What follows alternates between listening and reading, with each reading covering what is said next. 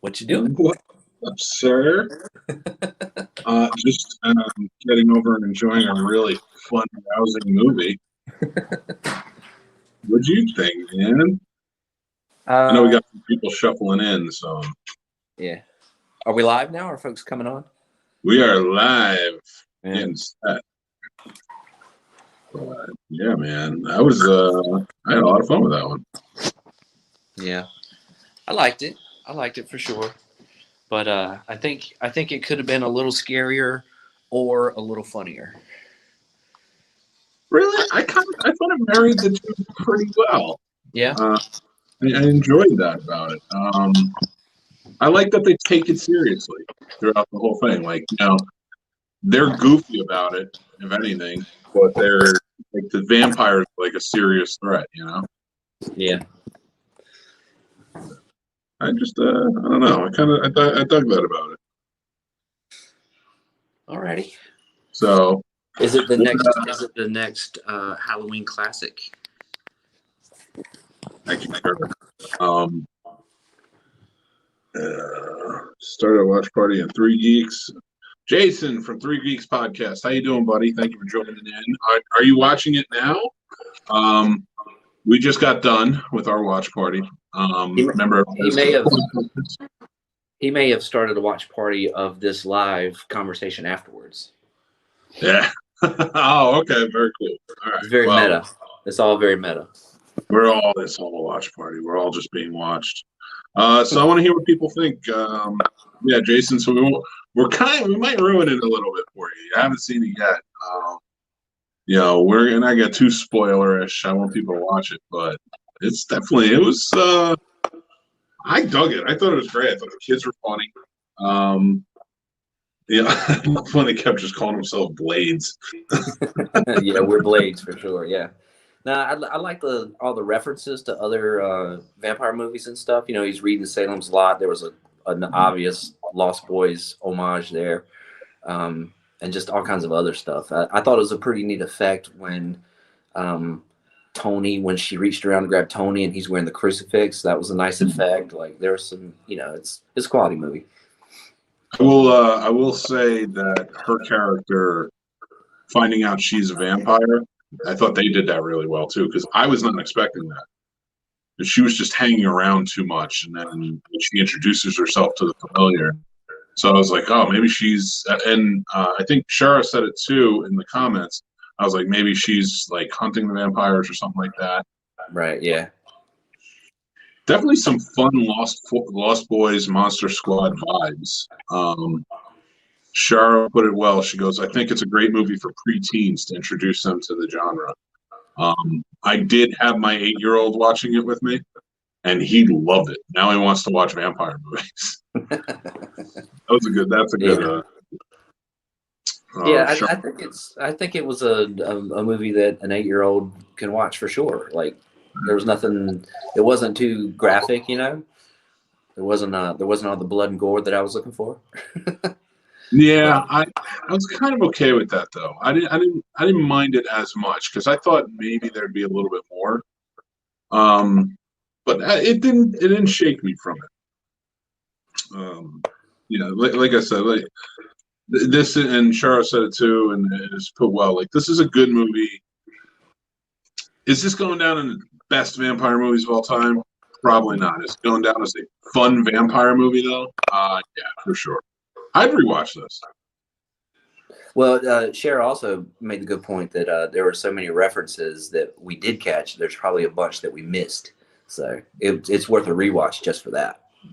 Oh, absolutely. And like even when he climbed the scaffolding to stake the one vampire who's hanging upside down, and even the way they looked when they showed him upside down, I immediately was like, "Oh man, Lost Boys." Yeah. And Tommy is just like, "What's that?" And I was like, "Oh, it's another movie where kids fight vampire." It's a little bit scarier, but A little, yeah, it's a little more. It's a little more intense. I think you could. I think we got away with a lot more in the horror movies of old, back then. Especially when ratings didn't really exist as much. Yeah. I, Best character for you? What's the best character for you? wow. I mean, I always want to say Method Man. He needed Anytime, more lines. He needed more lines for sure. absolutely. I did like that Meth is playing the like the straight preacher who's just watching them. But my favorite character, I'm gonna say Lil Mare. He was fun. He was pretty straight laced, but he was a fun character. He was relatable, I think, to basically everybody. I Yeah. like how he's a little mayor. He's a little mayor of the Bronx. I missed that at first. I missed it on the flyer or whatever, and I was like, is everyone calling him Little Man? And then I saw Little Mayor, with his business card or whatever, and that helped out a little bit. But Oh, for yeah, sure. he was pretty good. I thought the movie did a real good job of, with its diverse cast and stuff, and like really heavy accents on some of the characters and stuff like that because it's real. And Yeah. so it was nice not to, whitewash that in any sort of way. Yeah. No, it definitely was. And you could tell you got real New Yorkers to be in the movie too. And I like that because Chris Red is from New York. He's the one from SNL. That was there. He's one of the guys who sits in the chair, is playing cards with his buddies. Yeah. He was funny. That's the second horror movie I've watched with him in 2 days. He was in that movie Scare Me too. But I did. I don't know what it is. I like, sometimes it's fun, especially this time of year, to watch fun horror movies. And this is one I think definitely, like, I think it kind of needed. You know what I mean? Uh, you don't see a lot of fun, like, I don't want to say kid friendly, but it is sort of kid friendly. Yeah, it was pretty mild on that front. I think, like I said, your 8-year-old's watching it, and it's like I wouldn't bat an eye at that. I thought it was Yeah. really short. It seemed to go by really fast. It did, but I didn't mind the pacing. Like, it didn't seem off to me. It just did seem like it moved faster. Yeah, but like, what was the runtime? Was it an hour 20, maybe 80 I'd minutes? say I I want to say hour 25. So I mean, it's Okay. pretty standard for a horror movie, but yeah, I don't know. I really dig what Netflix is doing with their horror movies. They can get pretty crazy with them, but they've Yeah. all been good lately. Yeah. What's Rob's comment? It was a good one. Pretty tame gore wise. I'd say it's almost PG movie. Yeah, Yeah. that's PG for sure. Like, was there any language in it? Like, there was no. Oh yeah, Yeah. they were saying they got. I would think that was probably the most non PG part of it. Is like they said some words for sure. Um, like I think at one point they were just like, yeah, I think she was just like your whole shitty neighborhood, and they're like, what the fuck should you just say? Our shitty neighborhood, the Bronx. Shara said, I like the development of Bobby. Was really surprised when he walked away from the gang. I did Yeah. too. I thought that added something to it. I liked it. It made it feel more real to the setting of the urban environment. Um, I mean, it stands up with Vampire in Brooklyn. So vampires in New Yeah. York City they work. I mean, It's a win. It's a winning combination. it really is. Like, I don't think there's any other. I don't know unless it's a giant out mutant alligator. Any other monster work. Ariel said, "Hey, enjoyable film. Thanks for joining us, Ariel. Appreciate you watching." Yeah. Hey, Ariel, how are you? And she says, "Good gateway horror for sure." Yes, that is the best way to put it. I think it is a good gateway horror movie. Like, again, if you ask me my top horror movies, especially my top vampire movies, I'm not going to be like, you got to see Vampire. Just like I'm not going to say you have to see Vampire in Brooklyn or other movies like that. But it's definitely one of those ones where I'm like, listen, if you want a fun type Goonies-esque movie with vampires in it, go for it. Like, this is a good one. Yeah, I felt like with the kids as protagonists, there would be more jokes and stuff. There wasn't a ton of humor in it, but yeah, it's a good, almost family friendly horror movie, gateway horror movie. Yeah. Shar says the fact that all the white people were villains really worked for me too. That's Yeah, true, but they didn't.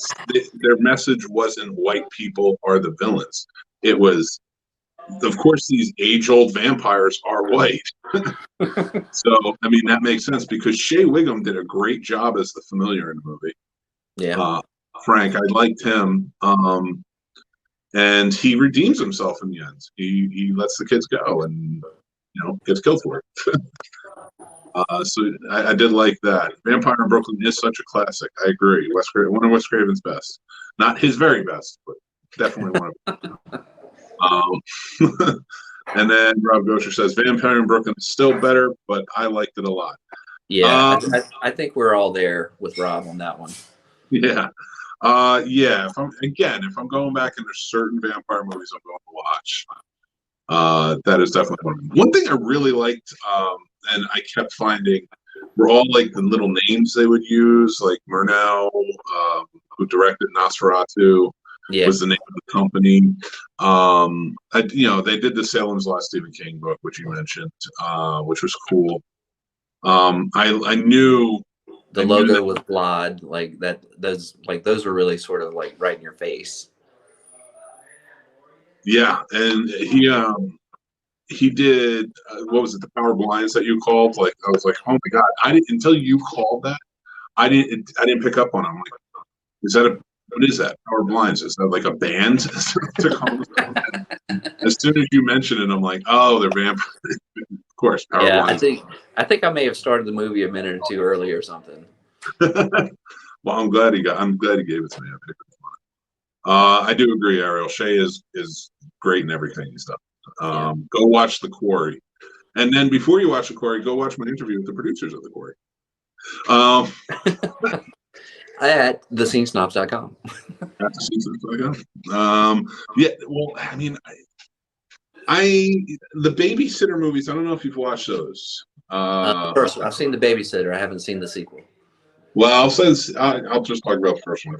But like the first one, I thought was really good and kind of on par with this a little bit, a little gorier. Yeah, a little more intense, a little more older teen than younger teen, content wise and stuff like that. But yeah. But I like what Netflix is doing with the comedy vibe of the horror movie. Those horror comedies are, I think they're doing a really good job. And I wouldn't mind if they did a sequel to this. Like I had joked earlier, like if they did another. When it said 2 weeks later, I thought for sure that was going to be like a teaser outro to like something else, like you said earlier, like werewolves in the Bronx or something.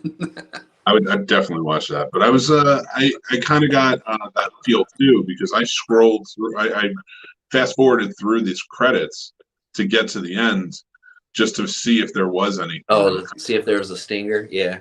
Yeah. I don't know that Netflix really does that, but maybe it's always worth checking. I mean, listen, I really wanted to hear like, hey, the vampires are back, or Bobby turned into a vampire because there's a dust on him or whatever.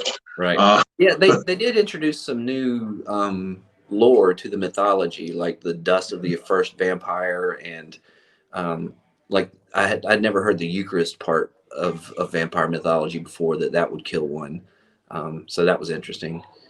It makes sense though, because I really like that because I'm glad you brought that up because it was one of the things we want to talk about. Because of course it's setting up, it's foreshadowing, and when he puts it in his pocket, and I was like, oh my god, I don't think I've ever seen a movie use the Eucharist before. Now I don't know if that was because it was considered sacrilege and it's not as much now,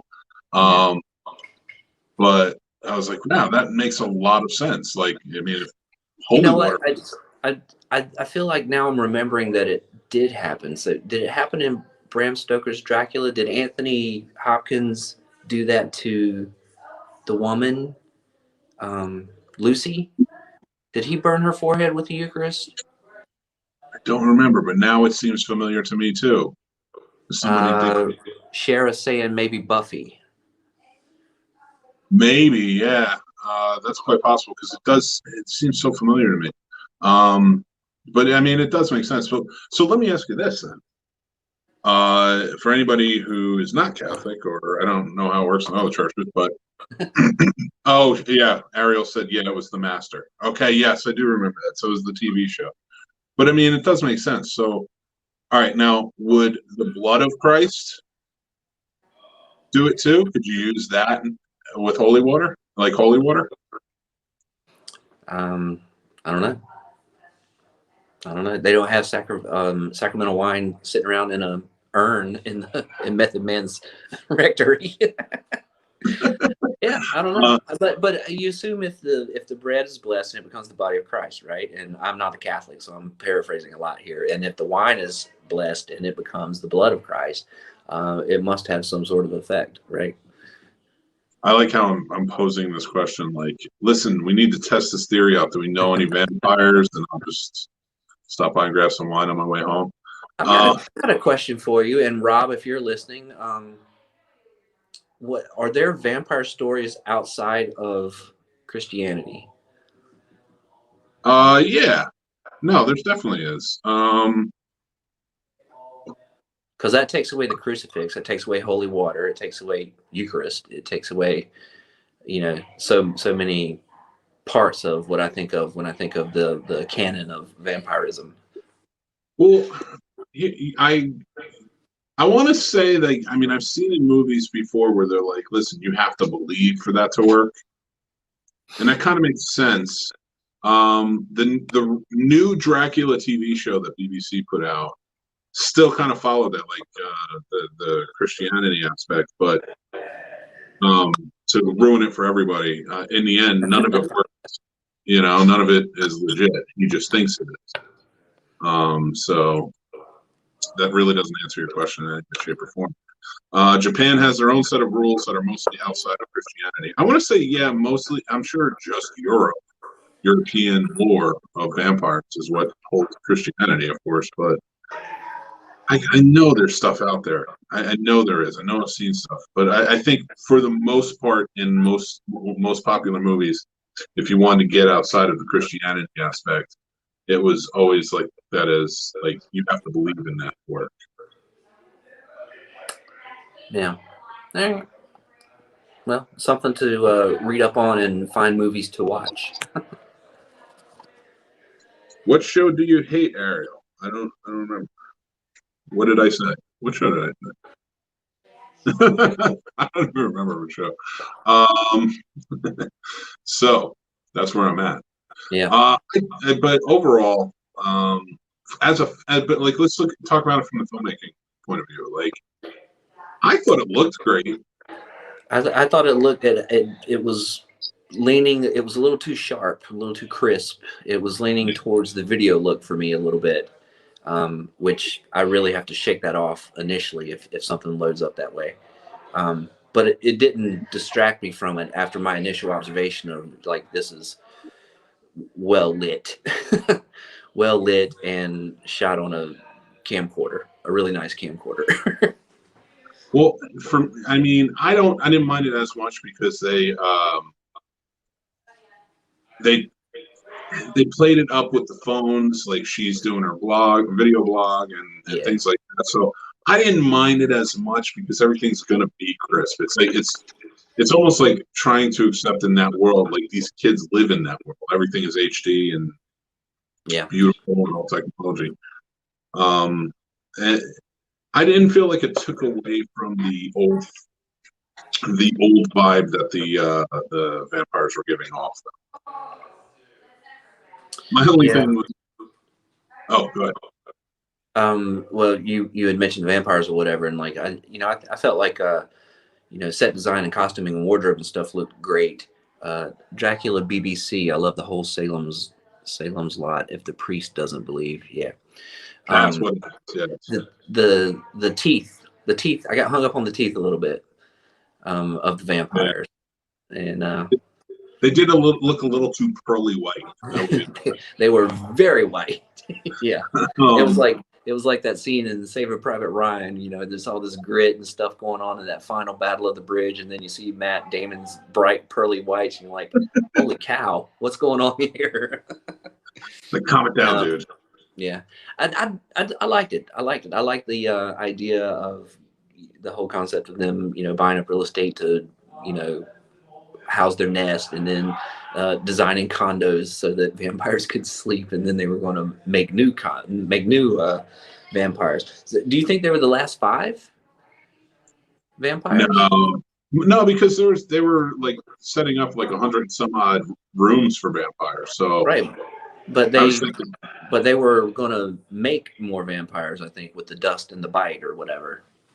oh, do you think so? I was looking at it from the point of view it's like they were setting it up and getting the whole neighborhood ready so that way vampires could move in. Gotcha. The writing was super strong. The kids' dialogue didn't feel forced or written by old guys trying to sound cool. I agree. That felt very natural to me, and it was completely believable. And the Spanglish and the accents and everything they were valid. They were legit. It felt real in that regard. I agree, Sheriff, completely.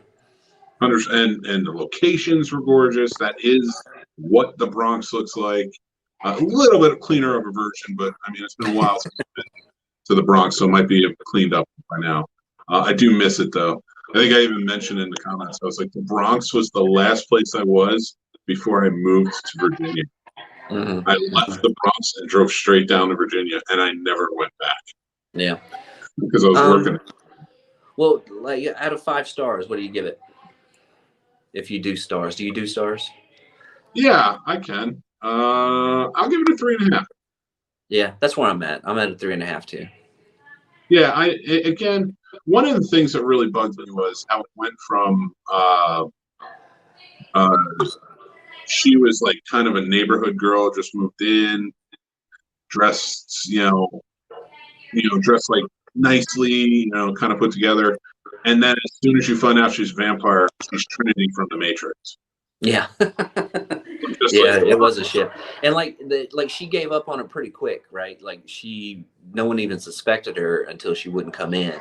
And then she's like, all right, so I'm gonna get you. That's what she said. And then she started wearing black. yeah, The focal point being a bodega was very Bronx. Yeah, for sure. For sure. Those little neighborhood stores, those little neighborhood bodegas really hold communities together. And it was nice that that was the focus. And that was like Little Mayor's goal, whole reason for being um, um, in that summer time, I guess it was summer, was to save the bodega. That was pretty nice. I love that. I love that feel. You're right, 100% about bodegas bringing the neighborhood together. And I'm sitting there and I'm watching it with Tommy, and he's asking, he's like, "What's a bodega?" It's like it's a corner store. You just go and like, you can get basically everything you need right there. And when he's hanging the signs of the new food for the next day, Yeah. I looked at him and I go, "That's the best food you'll ever eat." I was like, "You don't understand. That is the best." And he was just like, "Why though?" I was like, "Because it shouldn't exist. If you meet anybody who's never seen a bodega in their life, will look at you and you're just like, this is the best food, and they'll call you crazy. Just trust me. Just trust me. Just and you can get the best sandwiches from bodegas. Cheryl says, you can tell whoever wrote it loves both the genre and the neighborhood. I agree. I don't know who wrote it. I want to look up the filmmakers some more, but you can definitely tell they have an idea of how the neighborhood works. And then she says, I went 3.5 star, 3.5 stars too. It wasn't perfect, but I still dug it. Yeah, again, Yeah. it warrants a revisit for me. Absolutely. Yeah, for sure. Yeah, for sure. And maybe soon too. Just again, I want to catch up on all those references and homages that I'm sure I missed. Definitely. Yeah, and I not just that, but I also think like it's going to be one that I want my kids to watch. Like it's one that I feel like when you revisit movies for them when they're this young, it's like you can watch this, you can watch Monster Squad, you can watch, Yeah. movies like Goonies or movies like Lost Boys, stuff like that. So I'll definitely revisit it with them. Yeah. Well, cool. So, you want to do another watch party? You want to like have Yes, people send us some suggestions, and maybe we'll throw a poll up or something about what we watch next. yes, let's do that. Let's you and I talk. We'll come up with like 4 movies. We'll throw it up on a poll, and then everybody, you guys get to vote on what we watch next. You want to do it next weekend? That might work. As far as I know right now, that would work. But yeah, let's talk about it and see what folks want to do. All right, everybody, we're going to work on that. And then if you guys are enjoying the watch parties, we're going to bring back for our horror movies. Shara says, yes, please. This is fun. Oh, there you go. That works. Yeah, she was one of the biggest Scene Snobs supporters when we did the watch parties months ago. And Cool. Ariel as well. Ariel said yes. So, and you know what? Let's see, if we can get some regulars to come back, maybe we can have them join in an after discussion on here. Yeah. So that way we can do conversation, but we can also bring up the comments for others. So, all right, yeah. We'll decide. We'll figure out what we're going to do, and then we'll do another watch party. It is Halloween after, why not? Exactly. So, until next time, make sure that you guys are going and liking Pulling Focus. We are Pulling Focus Facebook page. Follow us for updates. Check out the show. It's new every other Tuesday. We'll put out all the notifications and stuff for it when it comes out. This past week's show was a lot of fun, so make sure you go check that out. We did discuss Halloween a little bit. And then I hijacked it with Christmas. Yes, you did. It was fun though. Yeah, it was a good time. That means we had one this past Tuesday. We will not have one this Tuesday, but Tuesday after we will. So that's how it works. Every other Tuesday, twice a month.